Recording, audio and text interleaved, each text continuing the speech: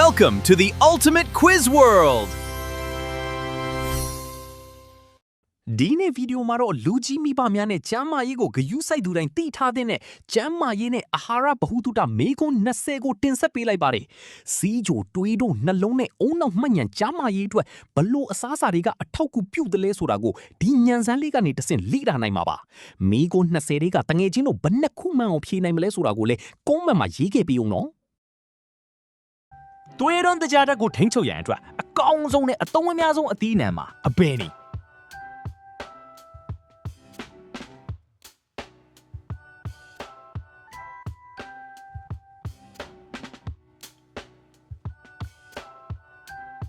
အပြည့်မှန်ပန်းသီးတွင်ပျော်ဝင်နိုင်သောအမြန်တက်ကြွယ်ဝစွာပါဝင်ပြီးသွေးတွန်းတကြားတက်မြင့်တက်မှုကိုဖြည့်ညှင်းစေတယ်လူခန္ဓာကိုယ်၏နှလုံးကျန်းမာရေးကိုအထောက်အကူပြုပြီးသွေးတွန်းကိုလက်စထရောကိုကျဆင်းစေတဲ့အဆိပ်အဆန်မှာအပဲ့နည်း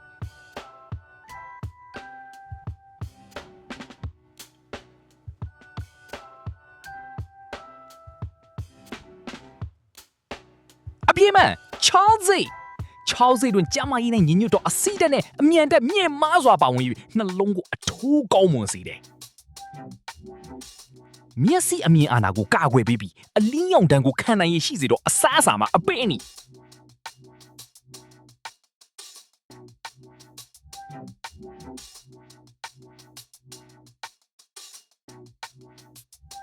အပြည့်မှန်မိုလာဦးနီတွင်ခန္ဓာကိုယ်တွင်ဗီတာမင် E ဖြစ်တို့ပြောင်းလဲပြီးတော့အာဟာရဓာတ်များပါရှိကမျက်စိအားကိုကောင်းမွန်စေတယ်။အယိုးနဲ့သွားတွေကိုတန်မာစေရန်အဓိကလိုအပ်တဲ့ကယ်လ်ဆီယမ်အကျွဲဝါဆုံးတောက်စရာမှာအပင်းနေ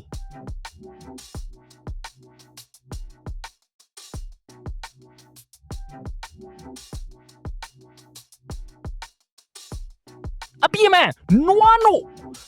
တွင်ကယ်လ်ဆီယမ်နဲ့အခြားအဖိဓာတ်များပါဝင်ခြင်းကြောင့်အယိုးပွားယောဂါကိုကာကွယ်ပြီးအယိုးသိပ်သီးစာကိုတိုးစေတယ်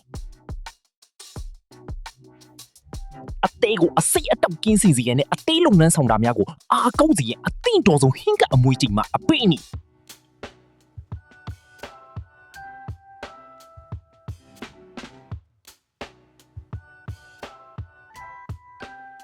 အပြည့်မဲ့နနွင်းတွင်ပေါဝင်သောတဘာဝကြွက်ပေါတွေအသေးဆဲများကိုပြန်လဲပြုတ်ရင်ပေးနိုင်စွမ်းရှိတယ်။ခန္ဓာကိုယ်ကြီးကိုယ်ခံအာဆနစ်ကိုမြင့်တင်ပြီးဖျားနာမှုကိုကာကွယ်ရတဲ့မှာအတီးအရောက်ဆုံးသောအသည့်မှာအပင်းနေ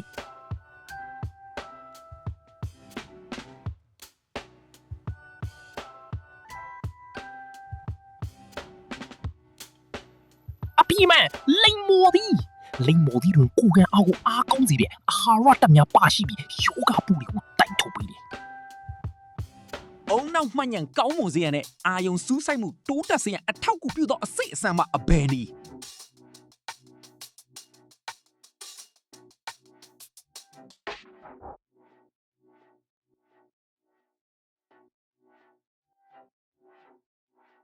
အပြည့်မှန်တစ်ကြားသည်တွင်အုံနောက်အတွက်အထူးကောင်းမွန်သောအာဟာရဓာတ်များနဲ့အကျိုးပြုစီများပါဝင်တယ်။အစာအိမ်နဲ့ဥလန်းချောင်းကိုတက်ဖြစ်စေပြီးအစာကျဉ်ညက်မှုကိုအမြန်ဆုံးအားပေးသောအစားအစာမှာအဘယ်နည်း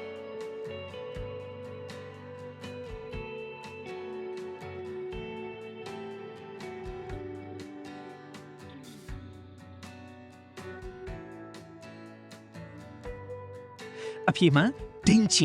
ဒိန်ချင်တွင်ဥလန်းချောင်းအတွက်ကောင်းကျိုးပြုသောအကျိုးပြုဘက်တီးရီးယားများပါဝင်တယ်။သွေးတို့ယောဂရှိသူများအတွက်သွေးပေါင်ခြင်းကိုထိန်းချုပ်ပေးနိုင်သောပိုတက်ဆီယမ်ကြွယ်ဝသောအသည့်မှာအဘယ်နည်း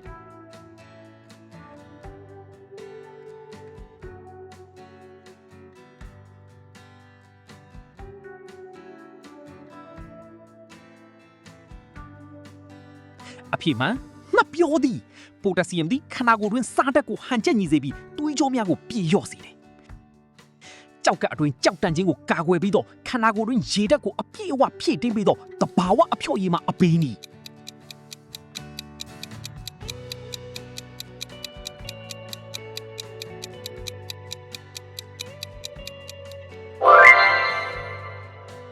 အဖြစ်မှန်တန့်စင်သောရည်စင်တနေ့လရေလုံလောက်စွာတောက်တုံးခြင်းဖြင့်ကြောက်ကမှအစိတ်အတောက်များကိုစွန့်ထုတ်ပေးနိုင်တယ်။အစစ်မြစ်ရောင်ရမ်းကြိုက်ခဲမှုကိုတတ်တာစီရန်တဘာဝအတိုင်းတိုက်ထုတ်ပေးနိုင်သောဟင်းခတ်အမွှေးကြိုင်မှာအပင်းနီ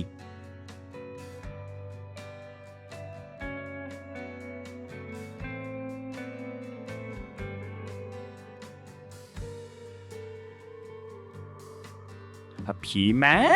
ဂျင်းတွေရောင်ရမ်းမှုကိုကြစီတော့သဘာဝဂုဏ်သတ္တိများပါဝင်ပြီးအစစ်အမြစ်ကိုတတ်တာစီတဲ့အသားအည်ဆိုပြီးတင်းချင်းစီရန်နဲ့အရေးအကြောင်းများကိုကာကွယ်ပြီးတော့အတိအနံမှာအပေးနီ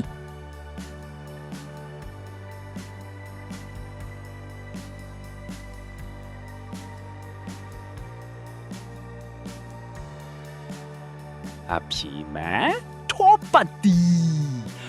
တွေကျမ်းမာရေးနဲ့ညီညွတ်တော့စီးတပ်များပါဝင်ကအည်ပြားကိုနှုတ်ပြိုးစေတယ်ကိုအလီးချိန်ကြဆင်းလူတွေအတွက်မနက်ခင်းတွေတောက်တုံးပြီးရင်အစီလောင်ကျွမ်းမှုကိုအမြန်ဆုံးအားပေးတော့လက်ဖက်ရည်တစ်မျိုးမှအပေးနီ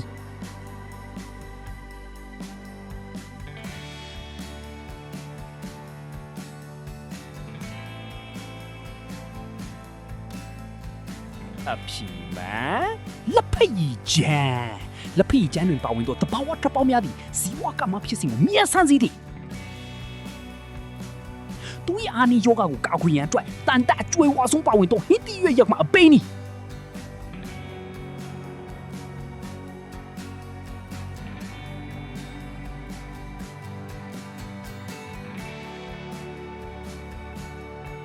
အဖြေမှန်ဟင်းနုနွေရွာ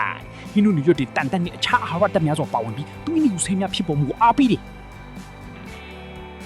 ညဘက်တွေကောင်းမှုအိပ်ပျော်စီရန်နဲ့စိတ်ဖိစီးမှုကိုရှော့ချပေးနေတော့တဘာဝလက်ဖက်ရည်တစ်မျိုးမှအပေးနီ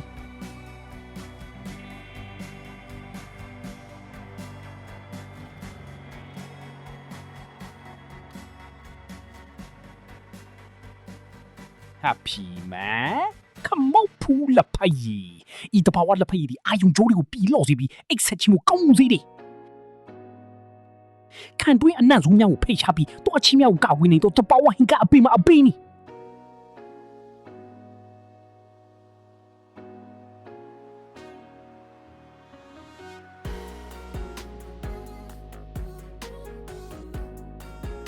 အဖြေမှန်ပူစီနာတွေဘက်တီးရီးယားပိုးမွှားများကိုတိစေနိုင်စွမ်းရှိပြီးခံတွင်းကိုလှဆန်းစေတယ်ခန္ဓာကိုယ်ဝင်းကြီးဆဲပြက်စီးမှုကိုတိုက်ထုတ်ပြီးနိုင်တော့အစွမ်းတအန်တီအောက်ဆီဒန့်အကျိုးဝါဆုံးပါဝင်တော့အတိမအပိန်း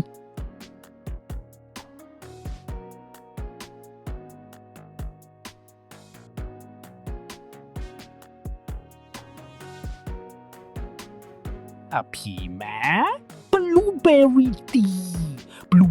တူပါဝါအန်တီအောက်ဆီဒန့်အမြင့်မားဆုံးပါဝင်တဲ့အတိတ်မျိုးဖြစ်တယ်ကိုလက်လှုပ်ရှားမှုပြုလုပ်သူများနဲ့ကြွတာတိဆောက်လို့သူများအတွက်ပရိုတင်းအပြည့်အဝရရှိစေတော့အစားအစာမအပိန်းနီ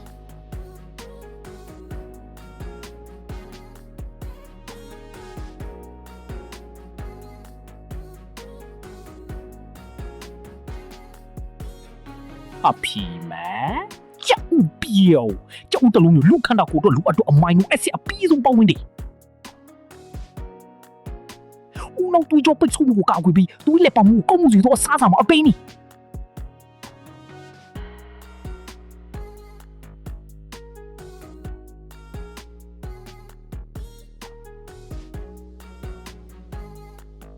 အဖြေမှန်ကြက်သွန်ပြူတွင်ပါဝင်သောတဘာဝဓာတ်ပေါင်းသည်သွေးကြောများကိုကျေစေပြီးကျန်းမာစေသည်နွေရာသီတွင်ခန္ဓာကိုယ်ရေဓာတ်မခန်းချောက်စေရန်နှင့်အပူဒဏ်ကိုကာကွယ်ရာတွင်အကောင်းဆုံးသောရေဓာတ်ပြည့်ဝသည့်အသီးမှာအပင်နီ